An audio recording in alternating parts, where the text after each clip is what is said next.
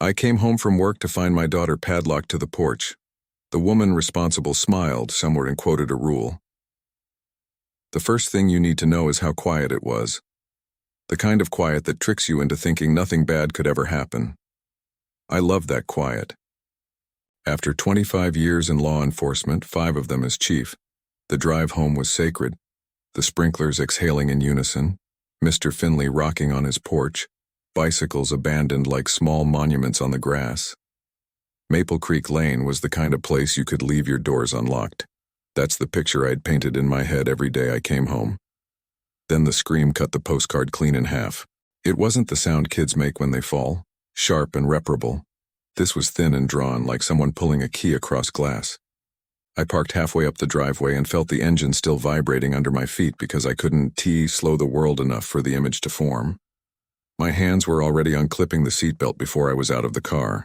Training does something strange to you in those moments. A decade of reflex layered on top of a father's terror. On the porch, Emma was on her side, the sun nailing the wood until it radiated. Her little body shuddered the way someone shivers from cold, even though the air was a 95-degree hammer. A heavy steel chain ran across her chest and a brass-colored padlock anchored it to the porch pillar. There was a little medical monitor band on her wrist. The light pulsed red like a trapped heartbeat. Her lips were darkening at the edges. For a second, I wasn't sure I was awake. Then my voice, the calm, steady voice that has barked orders at crime scenes and came out like sand. "Emma, Daddy's here." She looked up at me, and for a split second I saw everything I love rolled up into 8 years and 2 gold teeth. Then she floated back toward unconsciousness. I dropped to my knees. The chain had cinched deep. Heat and fear, I thought, and my stomach fell through the floor. I followed the chain to the pillar and found a woman on the lawn, clipboard in hand as if she'd wandered in from a community meeting.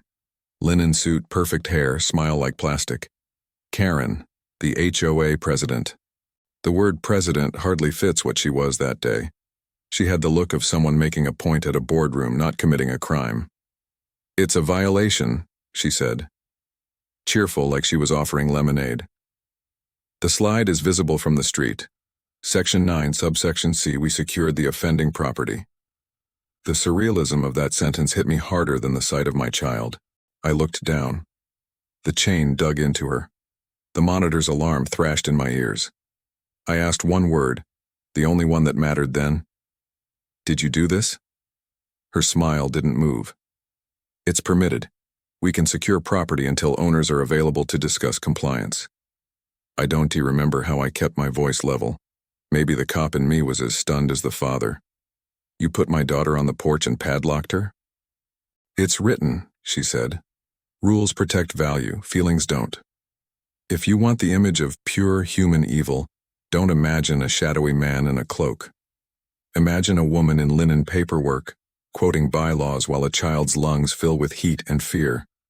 But training arrived like a cool hand on a fever. I had bolt cutters in my emergency kit. The tool felt ridiculous and necessary in my hands.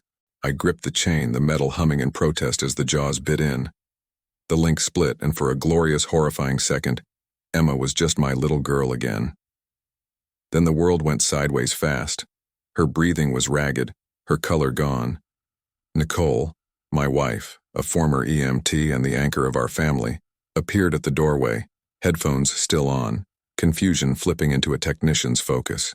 Inside, the house had been rendered intentionally mute. The digital clock on the microwave was dark. The router in the hall sat with no lights. Whoever had done this understood the rhythm of a home.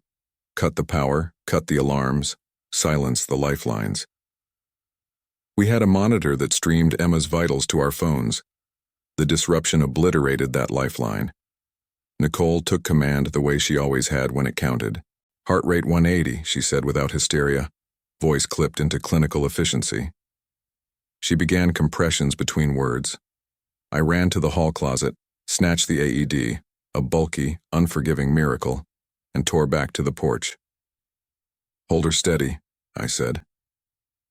The bolt cutters clattered to the deck.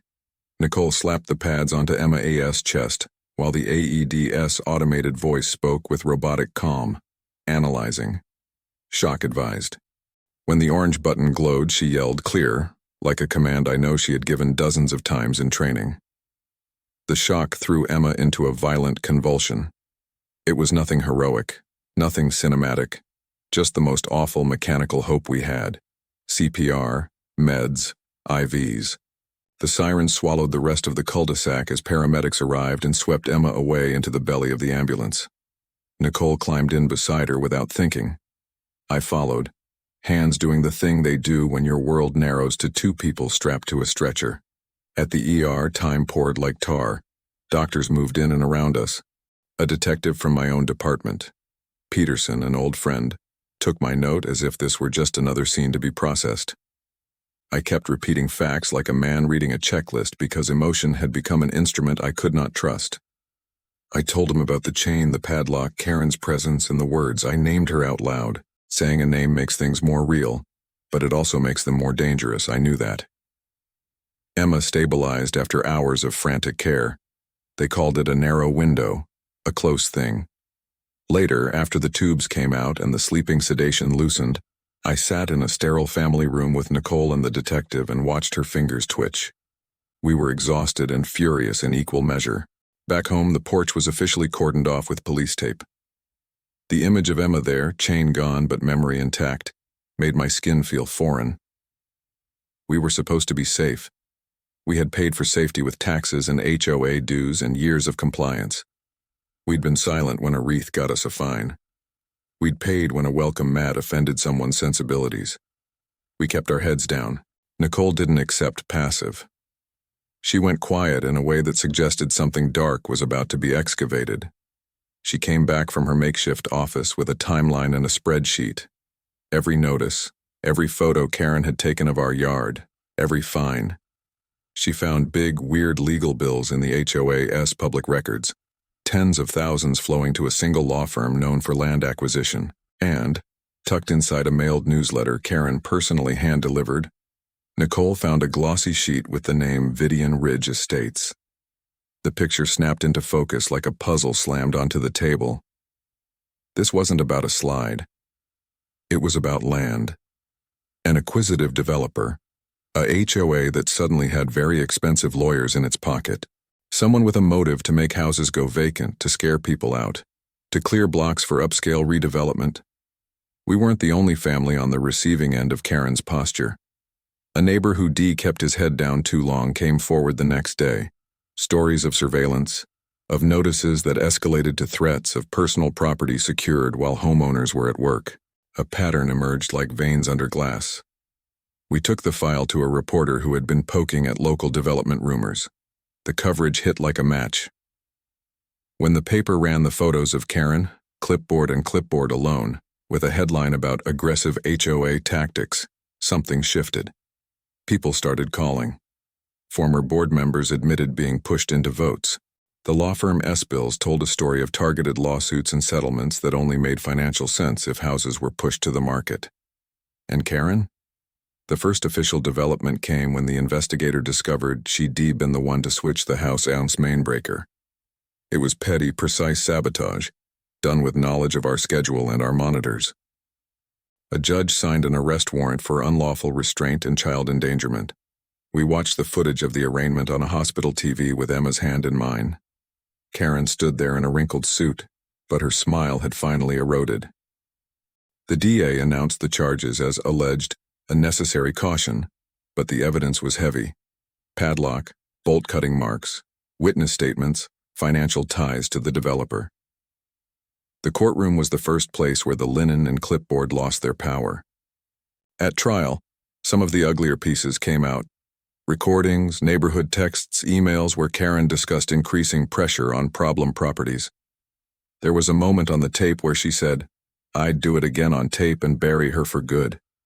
It made the room cold. You could hear the intake of breath from someone not used to being called to account. The developer's executives, the ones named on that glossy letter, tried to wash their hands. But paper trails are stubborn things. Contracts, wiring instructions, and the HOA's new Land Acquisition Council formed a map that even a normal person could follow to the same place. Officials started asking questions. The press kept asking louder. Karen's fall wasn't cinematic. It wasn't a mob pulling down a statue. It was paperwork and subpoenas and witness testimony stitched into a net. She was stripped of authority, voted out of her position, and then arrested. The HOA fought back in court, but their raison d'être, claims of protecting property value, rang hollow when they odd-weaponized a child's life. We didn't celebrate. There was a hollow victory in watching justice tick down to its mechanisms. Emma's recovery was slow and full of miracles, small and big. Her laugh at silly cartoons, the way she demanded 2 scoops of ice cream, despite the dietitian's note how she refused to let a scar define her. We were more watchful afterward. Alarms on, backups on the backup. Nicole rewired everything so redundancy was a religion. We still paid attention to bylaws. We just read them now like a text written in a language we could mistrust. There were consequences beyond Karen. The HOA faced reform, a change in oversight, and the developer's proposed acquisition stalled under inquiries and a public unwillingness to be pushed. The law did not fix everything. Board meetings became honest in a way they never had been. Neighbors finally started talking directly instead of whispering in the margins. But here's the part I want you to take with you. Evil can dress itself as paperwork. Authority can be a weapon when compassion is absent. It's easy to laugh off a passive-aggressive note or an overzealous neighbor. It is harder to imagine that the people who keep score about compliance, the ones who say rules protect value, might one day choose those rules over a bleeding child. If there's a single lesson I took from the worst day of my life, it's this. Never let quiet be an excuse. Be loud when it matters. Ask questions, demand receipts. And if you ever see someone in linen with a clipboard, pay closer attention to what they're doing when they look away. Emma is 8 now, and she runs through the yard like a bullet with her hair in a messy ponytail. Sometimes she'll sidle up and say, with the solemnity of a conspirator, "Daddy, remember the lady with the clipboard?" And I kiss her temple and answer, "I remember." Then she squirms free and goes back to being the impossible, glorious kid she is. We get to be the boring, watchful parents now, the ones who check locks twice, who read the HOA notices like love letters translated. We got our daughter back. We got a kind of justice, and we never let anyone tell us feelings don't matter again.